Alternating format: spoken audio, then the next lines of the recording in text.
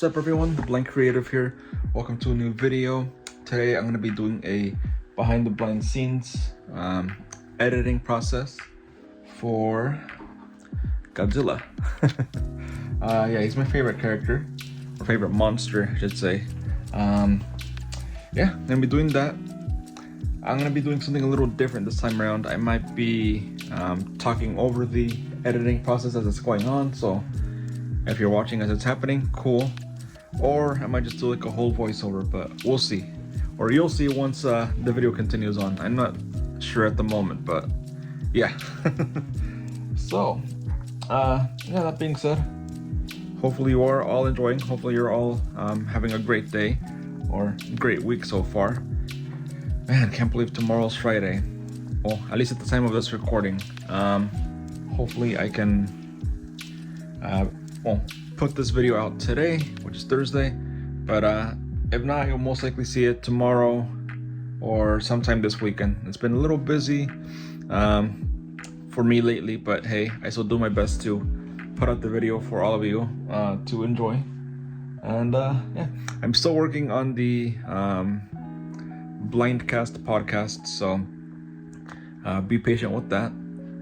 And yeah, I mean, that's pretty much a little updates. I don't want to bore you all to death. So I'm gonna ask next, who's your favorite movie monster? Not just from the Godzilla movies, but just in general. It could be a giant kaiju or a classic movie monster from a horror movie. I'm curious. Please let me know. Yeah, for me, honestly, I do have to say mainly it is Godzilla. I do like movie monsters in general, and just mainly kaiju, but yeah, I think they're pretty cool. They're pretty awesome. You know, I'm pretty big on sci-fi and horror and things like that, things of that nature. But yeah, I really am curious. Please.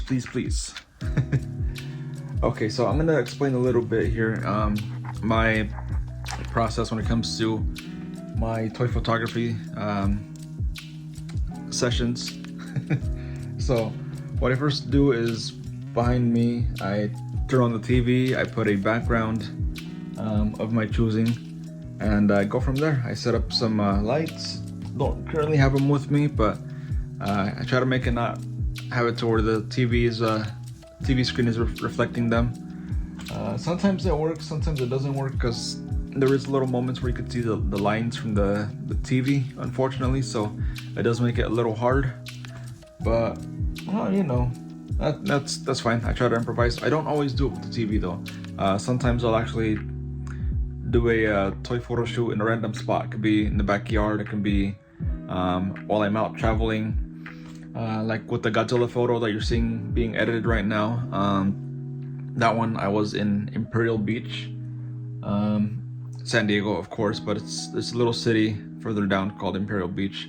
Used to live there. Some of you might have already known that, for those of you who have been subscribed to my YouTube channel for a few years now.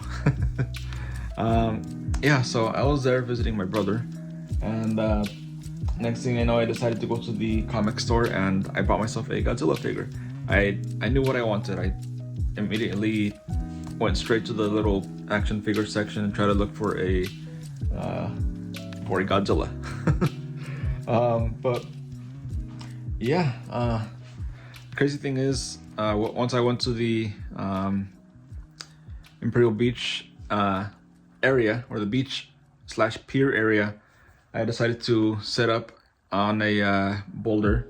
Originally I was gonna kneel down and just take the pictures in the sand to make it look like he's coming out of the ocean, but I was wearing a nice jacket, or nice coat I should say, and then some nice pants, which I didn't want to get them dirty. We're gonna go out to eat afterwards, but normally I would. I get not to sound wrong, but I get down and dirty when it comes to toy photography, especially outdoors. I don't really care if my knee is on the grass or on the dirt.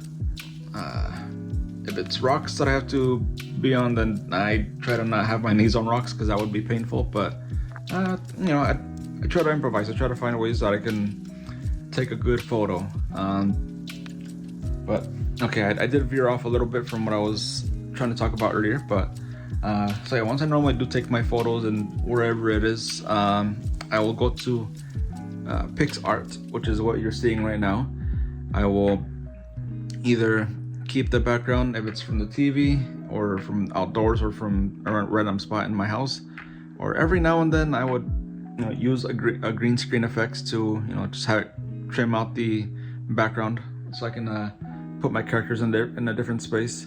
Sometimes it works, sometimes it doesn't work, but hey, that's fine. That's why I always try to change it up when it comes to my my photo shoots. And yeah, sometimes the photo edits can take, oof, man, I want to say anywhere from 30 minutes up to an hour. That's why sometimes I have to really trim down the time-lapse videos when it comes to the editing process, because I know you would all get bored.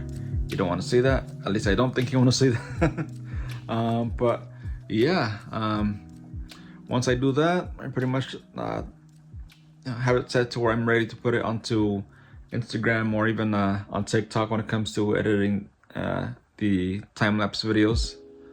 It's not always easy though, I'll admit, when it comes to the time-lapse videos, because again, since they are longer or somewhat longer, I have to really select the areas that I really do want to be shown on TikTok. But in terms of the photos, I have no problem with that when it comes to Instagram. But it's so fun. I like seeing everyone's reactions. It's a hit or miss though when it comes to toy photography. Sometimes people really do like it, sometimes I get no likes at all.